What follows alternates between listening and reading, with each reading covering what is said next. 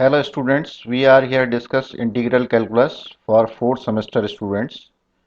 This is skill paper in BSc and it is also used by engineering students. This is useful for IIT and engineering level students. They can also benefit it by this lecture.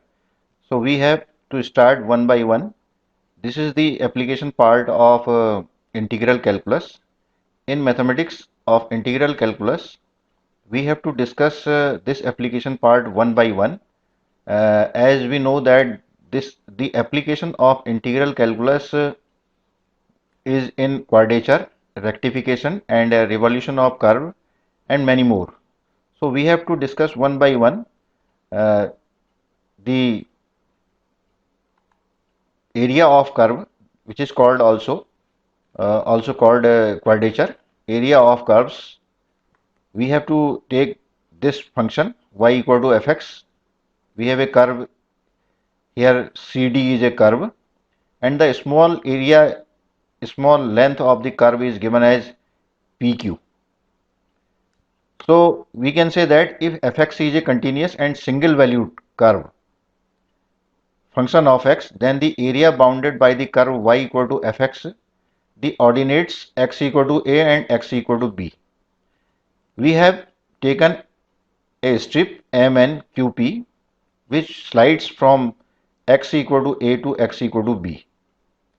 So lower limit of the strip will be given as a and the upper limit is given by b. Y is the vertical length of this system and dx is the length of AB. Here we have considered the length of Mn small strip is given by delta x and delta x taken as the length and the height or can say breadth of this function, this value will be given by y. So the area of the curve is given by y dx and we have taken the integral from lower limit a to b is the total area of the curve where y equal to fx. Now we can put the value of y as the function we have if we have an example, can say x square plus y square equal to a square, then we can put the value of y equal to root of a square minus x square. Now we have to prove this area of curve. Let us see. We have axis of x and axis of y and a curve CD. Now we have to consider 2 points P and Q. P is given as Pxy and Q is given by x plus delta x and y plus delta y. Here we can take delta y. Delta x and delta y are very small. Length, which is however small but not equal to 0, are two neighboring points of the curve. Let A denote the area of AMPC and the area of ANQC is given by A plus delta A. Now we can find the area of MNQP equal to area of ANQC minus area of AMPC. So this gives delta A. But the area delta A of MNQP lies in the magnitude between the areas of rectangles MNRP, here we can say MNRP and MNQS. So area of MNQS is greater than delta A is greater than area of the rectangle MNRP. Here we can see MNRP. So the area y plus delta y into delta x is greater than delta A is greater than y into delta x. length and breadth. So divide this equation by delta x. This gives y plus delta y is greater than delta a over delta x is greater than y. As we see that q is neighboring point of p, if q slides towards p, or can say q tends to p, or can say q overlaps over p, the length of the strip will be given as y, or can say delta y. Similarly, the breadth is given as delta x. Now we can see as q tends to p, delta x tends to 0 and delta y tends to 0. Therefore, d over dx equal to y equal to fx. This gives, by the cross multiplication, dA is y dx, and the limits from a to b, y dA is equal to a to b of y dx. So this is the area of the curve is given by a to b y dx. Now we have an example of parabola. So find the area bounded by the parabola and its latest rectum. We have y square equal to 4ax is given as LOL dash.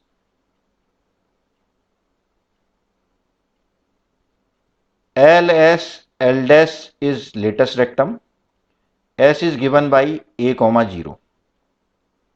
In place of O, we have taken here A. The required area LAL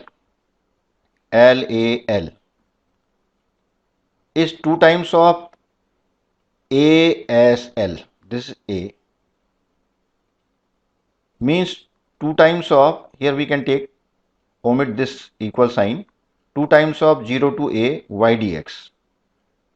Upper half of this parabola is 0 to A y dx, and the complete LOL dash is given by 2 times of 0 to A y dx.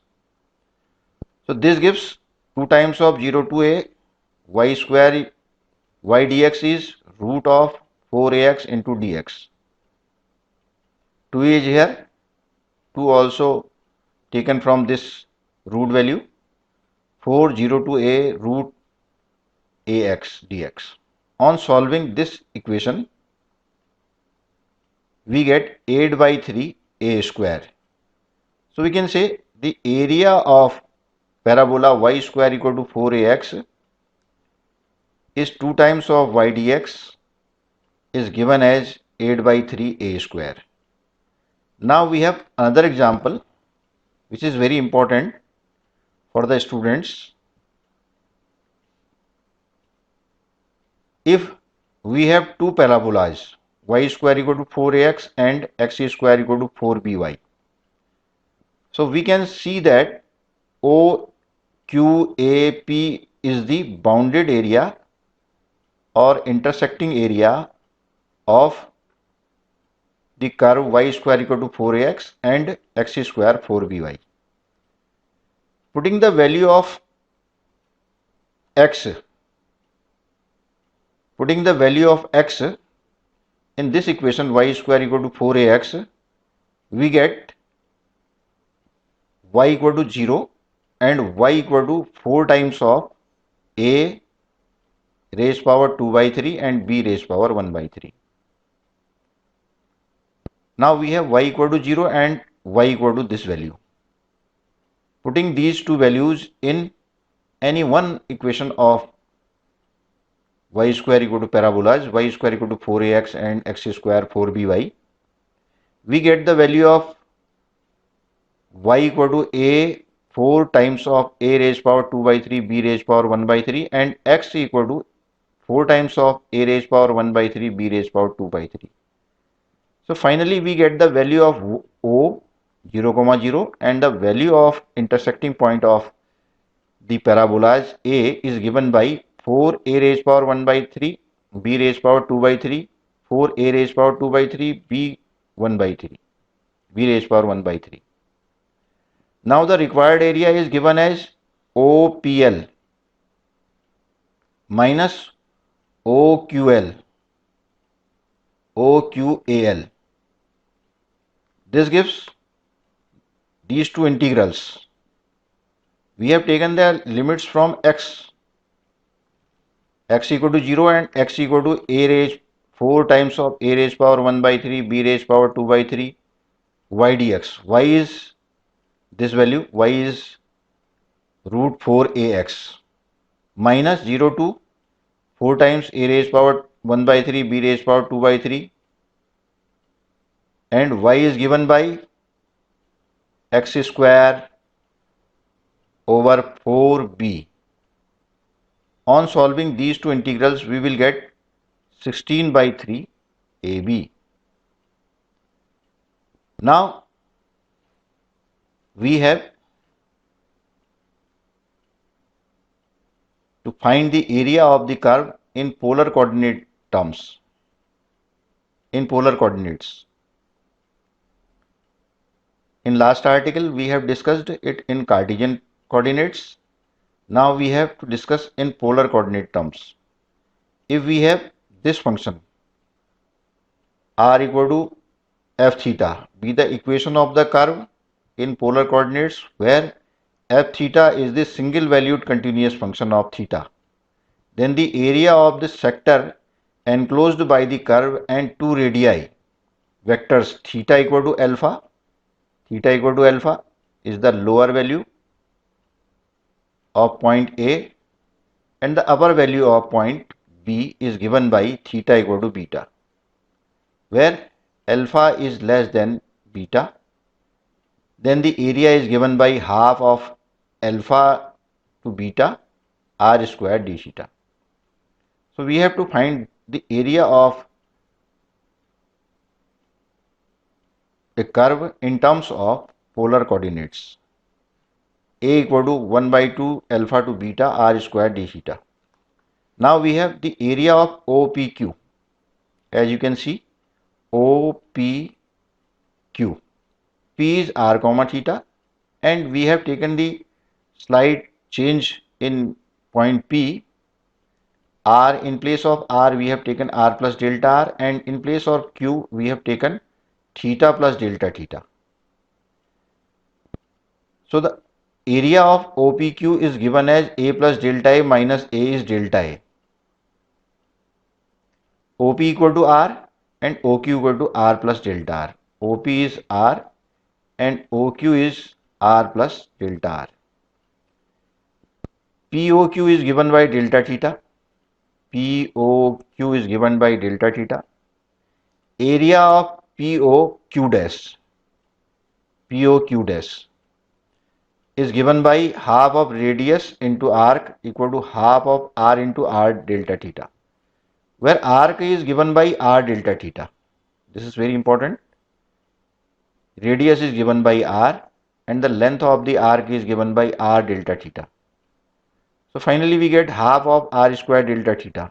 Similarly, for P dash OQ, we get the area is half of r plus delta r raised power 2 into delta theta. Here radius is given by r plus delta r and the length of the arc r plus delta r into delta theta. Now we can see area of POQ dash is less than area of OPQ is less than area of P dash OQ. This gives half of r square delta theta is less than half of r plus delta r square delta theta equal to half of r square is less than delta a over delta theta is less than half of r plus delta r square. So this gives dA over d theta equal to 1 by 2 r square. By cross multiplication we get dA equal to half of r square d theta, and taking the integral from alpha to beta, we can find the area of the curve is given by half of alpha to beta r square d theta. So students can understand both the form of area in terms of Cartesian coordinate and in terms of polar coordinates. Thank you.